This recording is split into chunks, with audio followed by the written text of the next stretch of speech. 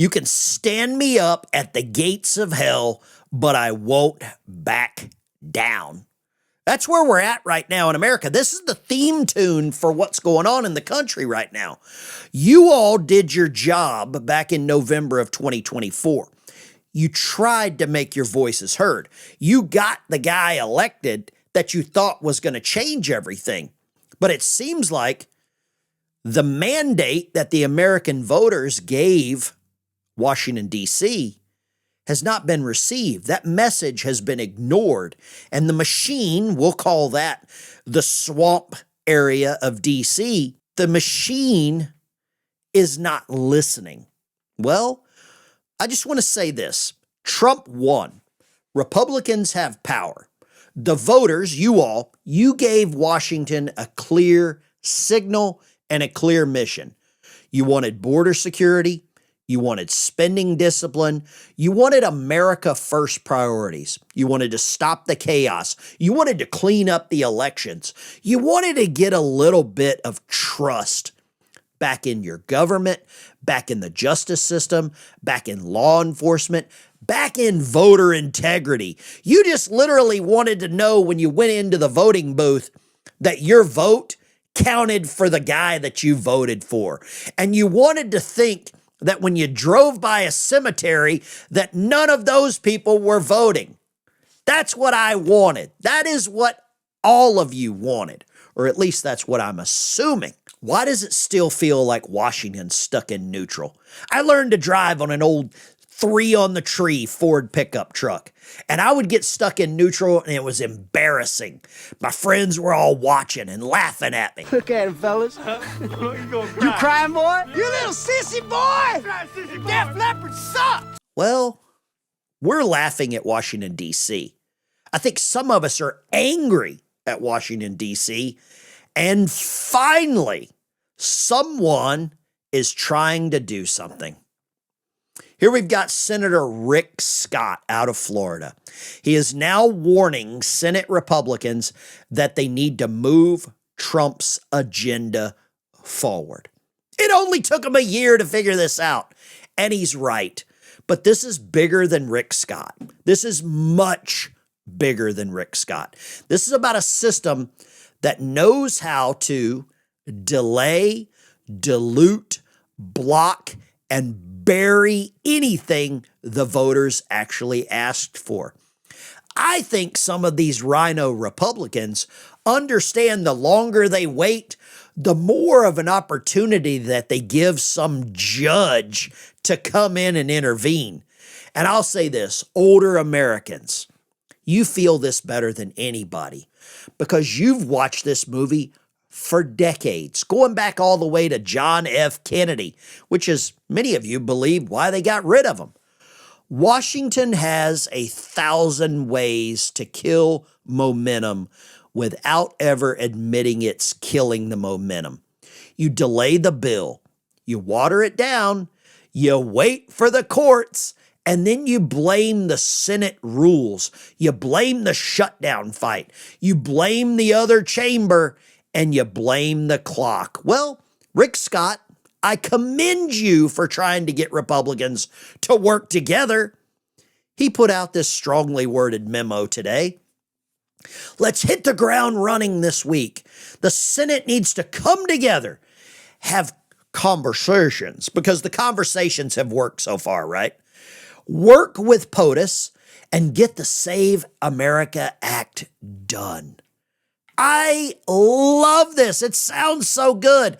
And even one of the friends from the show down at the bottom, a good buddy of mine, Neil Lumberjack Logic Johnson, chimes in. Yes, and Senate Republicans need to quit having pro forma sessions to block President Trump's agenda. Neil, you're 1,000% right. And Neil's a blue-collar guy just like me and all of you watching. And we are so frustrated with what's happening in Washington, D.C. If frustration was a vitamin, we would all be healthy. But it's not. The frustration right now has overflown. It's overflown the waiting pool. right? That everybody's freaking out about. And we actually have Democrats and other people that are worried about the algae. Isn't that ironic that they're worried about algae in the biggest swamp in America, which is Washington freaking D.C., ladies and gentlemen? When there are supply constraints on commodities, prices surge. You saw it with fuel prices when the Strait of Hormuz was blockaded, and you're seeing it currently right now. And you know what else is a limited commodity? Gold. They mine it out of the ground, and when it's gone, it's gone. This is the time to get in right now. Gold is at $4,600 an ounce. Not only that, silver's about $81 an ounce. You've got platinum over $2,000 an ounce. And this is a great opportunity for any of you that have some extra money to spare. Time to spend it on yourself. Time to make an investment in yourself. For details and a free information kit on diversifying into gold, I want you to text my last name, Dykes, to the number 989898. Birch Gold can help you convert an existing IRA or even your 401k into a tax-sheltered IRA in physical gold. I want you to text my last name, Dykes, to the number 989898. That is what's going on. Here's another story here by The Hill, a very conservative-leaning newspaper. If you're insane, it says GOP senators circulates plan to discuss a government shutdown strategy with Trump. Now, I'm going to say this. If the government shuts down, and it had for 2 or 3 months, my life really wasn't affected. It didn't really change me getting up and going to work. But these clowns have about 27 weeks left in the fiscal year. And out of those 27 weeks, only 16 of them are these senators going to be in session. So a shutdown doesn't really mean anything because they still get paid. Unlike you, if you don't go to work, you don't get paid. If they shut down the government, maybe your Social Security gets shut down. Maybe some of these other funds, these retirement funds that you get shut down. Do you think they care? But I'm with the president on this. Shut down the damn government. I am okay with this. If it gets the bigger picture, if it gets what we wanted, which is the SAVE Act. And by the time the voters realize what's happening, your senators are back in your neighborhoods begging for cash. We, the voters, gave Republicans a mission. Washington has given them an off-ramp and excuses on how to delay. And that's exactly what they figured out. They have figured this all out. We've got another report here. The Trump admin threatens to withhold DHS grant funding to states opposing election integrity. Woo-hoo! Wait a freaking second. Now, this is where the rubber hits the road. We withhold your federal dollars if you don't follow election integrity rules. You know, like clean up the ballots, make sure only people that are, I don't know, it sounds crazy, residents, legal citizens vote in our elections.